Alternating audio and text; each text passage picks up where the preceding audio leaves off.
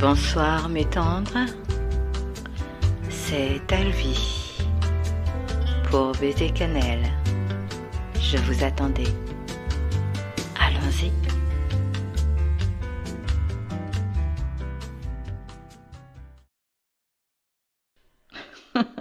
Ça le fait, hein? La petite musique, la voix super groove qui vous donne envie d'aller voir plus loin. Ouais, je crois que j'ai réussi mon truc. Mais je me présente, je m'appelle Alviane Kermoal et je suis ce qu'on appelle une auteure érotique. Ouais, il semblerait que je fasse partie des méchantes filles. C'est arrivé un peu par accident. Imaginez que je partageais sur un forum mes écrits. Mais attention, des écrits super sages, des contes pour enfants, des poésies. Non, ça c'était pas très sage. Enfin, quelques petites choses du genre. Seulement j'ai un ami écrivain qui, lui, est dans l'érotisme à fond, qui m'a mis au défi d'écrire vraiment dans son genre. Ouais, j'étais un peu timide à l'époque, vous imaginez bien. Mais j'aime sortir de ma zone de confort, donc je me suis dit, allez, pourquoi pas, on va y aller, on va essayer, après tout. Qu'est-ce que je risque? Ma surprise fut grande en lisant les encouragements des lecteurs et des lectrices. D'ailleurs, j'ai eu beaucoup plus de lecteurs et plus attirés par le côté psychologique que par le côté sexuel. L'aventure est savoureuse et me permet d'exprimer une grande part de ma féminité. Mais si le jeu m'amuse, il faut bien le reconnaître, euh, il y a des attitudes qui me laissent un peu pantoise. En effet, les auteurs et les autrices d'érotisme se voient parfois carrément méprisés. Oui, nous ne sommes en fait, apparemment, que des auteurs de sous-genre, et cela nous ferme bien des portes. Alors, lorsque les libraires rejettent le livre, sans même l'avoir ne serait-ce qu'un peu parcouru, je cherche à comprendre d'où vient un tel préjugé. Bah oui, après tout, j'écris, c'est de la littérature, non? Alors j'ai voulu avoir des réponses, savoir ce qui se passait. Mais lorsque l'on parle d'érotisme, allez savoir pourquoi une grande partie de la population entend pornographie. Ouais, étrange, non? Pornographie, c'est pas la même chose qu'érotisme. Mais ils mélangent tout, quoi. Connaissons-nous la définition de sensualité, érotisme et de pornographie? J'en suis pas si sûre, moi. Hein. Je me suis donc amusée à poser la question sur ma page Facebook. Eh, vous n'imaginez pas combien les gens sont méga timides lorsque l'on parle de sexe. Cependant, j'ai quand même réussi à avoir quelques réponses très intéressantes. Je me suis appuyée sur ma première question. Mais qu'est-ce que c'est la sensualité? C'est vrai quoi? Séverine y voit une personne qui se laisse envahir par le plaisir des sens. Waouh, j'adore l'idée. Annabelle Roussel, qui est poétesse, pour elle, c'est l'alchimie de la délicatesse et du désir. Ava P a été beaucoup plus paumée dans l'histoire, à se demander qu'est-ce que je peux dire sur la sensualité. Et puis finalement, elle a fait un peu comme moi, elle s'est dit ouais, mais la sensualité, est-ce que c'est forcément sexuel? Bah, je sais pas, mais je crois pas, moi. Mais Shalana pense que la sensualité est propre à chacun de par sa définition et son apparence. Donc sa façon de le percevoir. C'est pas idiot comme idée. Et puis, j'ai eu Sacha, qui est auteur, qui nous parle, lui, de l'éveil des sens. Ah, on retrouve un peu l'idée de Séverine, non? Et Christian Lament, novelliste dans le domaine qui nous intéresse, lui nous a montré sa vision de la sensualité avec sa carte virtuelle de présentation. Waouh, on a eu chaud les enfants. Richard, quant à lui, pense que c'est une chose que l'on ne peut pas dominer. Dominer? Soumission? Vrai? Faux? Je vous laisse deviner. C'est finalement Jessica Lombard, autrice, qui me donna la définition de la sensualité la plus proche de celle que j'avais déjà trouvée un peu partout. Si je mélange les mots de Sacha et de Jessica, voici ce que nous obtenons. La sensualité est l'éveil des sens, le plaisir qui passe par l'odorat, la vue, l'ouïe, le toucher et le goût. Waouh, j'adore. Donc manger, c'est super sensuel, non? Caresser la douceur d'une étoffe, voir la courbe d'une sculpture, regarder les ombres et lumières d'une photo, ou simplement sentir un parfum. Imaginez lorsque vous avez des notes de musique qui coulent à vos oreilles et vous font vibrer. Tout cela serait sensuel? Ouais, tout simplement oui. Et cette sensualité nous amène peu à peu, et avec un certain délice, à l'érotisme. Si j'ai bien eu des réponses sur la sensualité, pour la définition de l'érotisme, ce fut beaucoup plus frugal. Mais Philomène Follet, touche à tout dans le domaine artistique et novelliste, m'a fait sourire en expliquant que c'est tout ce qui fait palpiter le cœur. Un coup de foudre de chair, des vibrations dans l'air, de l'électricité. Moi, j'ai trouvé que c'était pas mal. Et j'aime beaucoup ces images. Richard nous exprime que c'est l'art de tout faire pour donner envie. Et Christian, lui, se demande si finalement il écrit érotique ou pornographique. Christian, ne t'inquiète pas, je vais essayer d'éclairer ta lanterne. Finalement, quelle est la définition de l'érotisme? Pour tout vous dire, c'est assez simple. Ouais, enfin bon, quand je dis ça, c'est qu'en général, c'est compliqué. Bon, l'érotisme vient du grec Eros. Jusque-là, tout va bien, vous avez compris. Il faut savoir que les Grecs utilisaient le terme Eros pour parler de la passion en amour.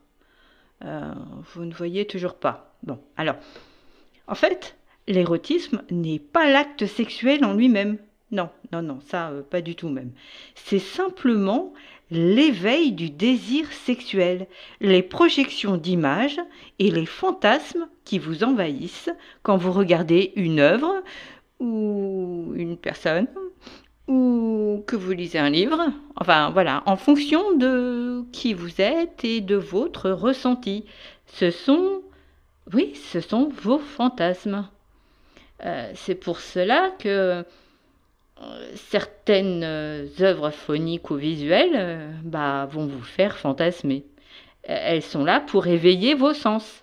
Shalana n'a pas tort lorsqu'elle dit que la sensualité est propre à chacun, de même que pour l'érotisme. Le résultat ne sera pas le même sur tout le monde, et l'érotisme ne se révélera pas automatiquement. Pour quelqu'un à côté de vous qui regardera une photo, ce sera vide et sans intérêt, et pour l'autre, ce sera waouh, c'est trop beau. Oh, regarde, c'est trop top. Enfin bon, je ne suis pas certaine d'avoir été super claire dans mes explications. Alors vous ne savez pas, je vous propose d'être mes cobayes. Fermez les yeux et écoutez-moi.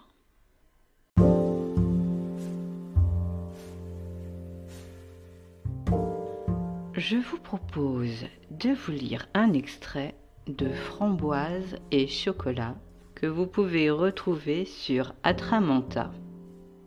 La féline amante revient d'un pas chaloupé et avec précaution, sans laisser glisser le drap, s'installe au milieu de l'autel de leur passion charnelle. Et elle ne détache pas son regard d'elle, et son sourire est délicieusement provocateur. Elle plonge ses yeux sombres dans les siens et porte doucement la tasse à sa bouche, laissant le liquide sucré glisser dans sa gorge avec délice en fermant les paupières. Mais voilà que la faim la taraude. La voilà qui pose sa tasse et se sert d'une framboise. Elle l'examine, Elle la détaille, puis la glisse doucement sur sa langue. Elle voit son amant se crisper face à l'inconvenant spectacle qu'elle lui offre. Elle hausse alors un sourcil en devinant, là, sous les draps, le désir qui envahit son amant. Sa langue, amoureusement, fait le tour du fruit. Une fois, 2 fois, glissant parfois en toute innocence sur l'index qui la tient. Lui ne sourit plus, semble hypnotisé. Dans un dernier coup de langue, elle fait disparaître le fruit dans la grotte de sa bouche. Il a un long soupir alors que ses yeux se ferment, le temps d'1 seconde pour revenir à sa maîtresse qui prend avec délicatesse sa tasse tiédie par le chocolat. Elle boit avec un ronronnement de plaisir. Plus de liquide, mais là, au fond, il reste une pâte onctueuse qu'elle ne peut laisser là. Aussi lâche-t-elle le drap, révélant aux yeux de son amant sa poitrine ronde et ferme, dont les pointes réagissent à l'air frais ambiant. Avec ravissement, la voici qui plonge son fin doigt dans la tasse pour en récupérer la précieuse crème. Mais dans sa hâte de la mener à sa bouche, une goutte tombe sur l'un de ses seins. Son amant fixe alors la perle brune indiscrète et passe sa langue sur ses lèvres. Avec un petit sourire coquin, elle prend de nouveau le chocolat et l'applique sur la pointe de l'un de ses seins. Trouvant cela des plus exquis, elle fait de même sur la seconde pointe. Il n'arrive plus à cacher son désir d'homme, mais ne veut pas céder. Pourtant, lorsqu'elle s'approche lentement, il lèche doucement les confiseries chocolatées qu'elle lui offre avec un doux gémissement. Il goûte, il savoure, il se délecte de ce sucré, annonciateur de plaisir interdit. Il glisse sa bouche au creux de la vallée pour rejoindre l'autre bonbon tant convoité. Il souhaite la prendre dans ses bras, mais elle prend sa tête, l'écarte, et le sourire aux lèvres lui murmure « Non, il nous faut encore un peu de chocolat. »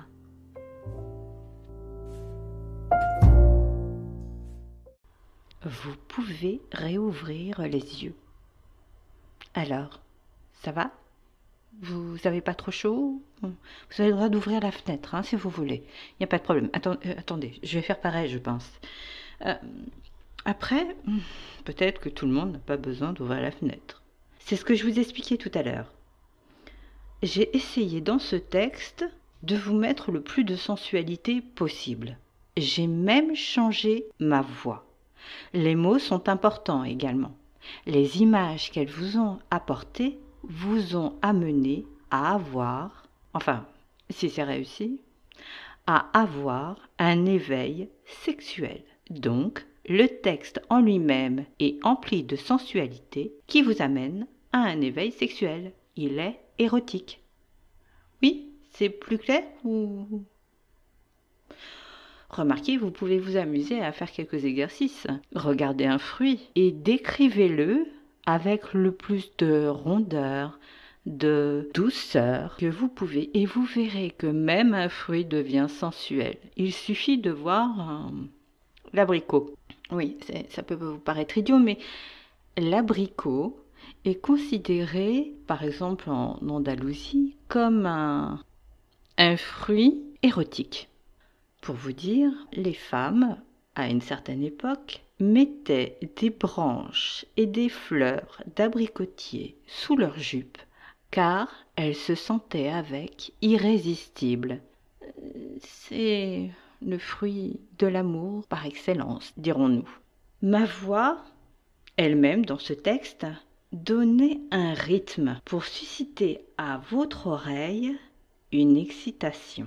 Donc, la musique, le rythme est aussi important que la vue, l'ouïe, l'odorat, dans ce cas-là, malheureusement pas de chocolat, et tous les sens que la nature nous a donnés. Vous comprenez pourquoi les auteurs, les créateurs, les artistes peuvent avoir des œuvres dites érotiques, parce qu'elles éveillent les sens et éveillent en vous l'envie sexuelle. Vous l'aurez compris, dans ces cas-là, nous sommes dans la recherche esthétique et sensuelle, ce qui n'est pas le cas de la pornographie. La pornographie est bien plus crue, plus directe, souvent beaucoup plus dure. Elle se traduit par des mots parfois vulgaires, parfois agressifs, et elle vous montre les choses plus qu'elle ne les suggère. C'est la différence entre l'érotisme et la pornographie. C'est un outil, j'avoue, très intéressant. Pour ma part, lorsque j'écris un thriller dérangeant, que je veux remuer le lecteur, j'utilise cette méthode. Ce n'est pas pour moi un genre, c'est simplement un effet. De la même manière que la sensualité. La sensualité vous amène à l'érotisme. La pornographie peut éveiller en vous une envie sexuelle pour certains, je l'admets, mais peut aussi éveiller un dégoût, vous mettre en avant quelque chose qui n'est peut-être pas, entre guillemets, normal. C'est pour ça que moi-même, dans certaines œuvres, je peux l'utiliser. La limite entre l'érotisme et la pornographie est devenue au fil des siècles beaucoup plus mince, beaucoup considérant par exemple Sade comme entrant dans le cadre de l'érotisme. Pour moi, ça me paraît très faux parce que je considère Sade comme étant un extrémiste de l'érotisme. Il a été chercher les déviances et les excès sexuels pour pouvoir écrire. Attention, ceci n'est qu'une opinion personnelle et non pas une vérité absolue. Ce que je veux vous faire comprendre, c'est que les personnes qui utilisent la pornographie ne sont pas pour autant à dénigrer. C'est une forme d'expression. Alors, noble, pas noble, c'est un tout autre débat. Ici, nous sommes en train d'expliquer les nuances qu'il y a entre la sensualité, l'érotisme et la pornographie. Des textes pornographiques où les mots sont beaucoup plus directs m'ont touchée parce qu'ils sont bien écrits, parce que la scène offre cette possibilité d'utiliser ce genre. C'est une logique dans l'écriture. Donc, je crois qu'il est important de ne pas dénigrer cette forme littéraire. Qu'elle plaise, qu'elle ne plaise pas, c'est une histoire de goût, une histoire de personne et une histoire de vécu. Chalana n'a pas tort quand elle dit que c'est ressentir. C'est valable pour le premier, le deuxième et le troisième que nous avons expliqué pendant toute cette émission. Je sais que ce n'est pas simple, que des personnes seront d'accord, d'autres ne le seront pas et c'est tout à fait normal. Et si vous avez envie d'en parler, n'hésitez pas à venir sur ma page Facebook pour que nous puissions en discuter. Peut-être qu'on en parlera sur une autre émission. J'en profite également pour remercier toutes les personnes qui ont participé à cette émission de façon indirecte. Quand elles ont répondu à mes questions, c'était très sympa, j'étais très angoissée, je ne savais pas du tout vers quoi j'allais. Et je vous avoue que même là où nous terminons, vous vous en doutez, l'émission, je ne suis toujours pas tranquille et... comment dire top, ouais, enfin je sais pas trop comment vous le dire, mais voilà.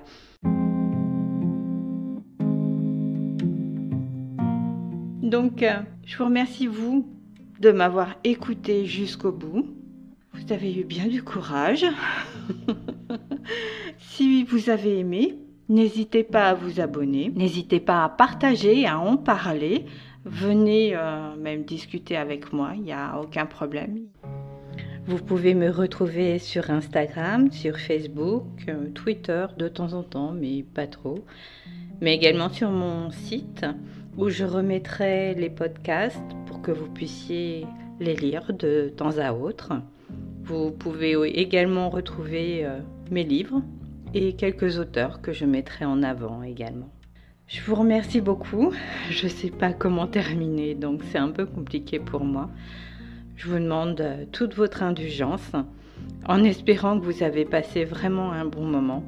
Et je vous dis au mois prochain pour la découverte d'un auteur, d'un style d'écriture, d'une peinture, d'une musique. Je vous embrasse.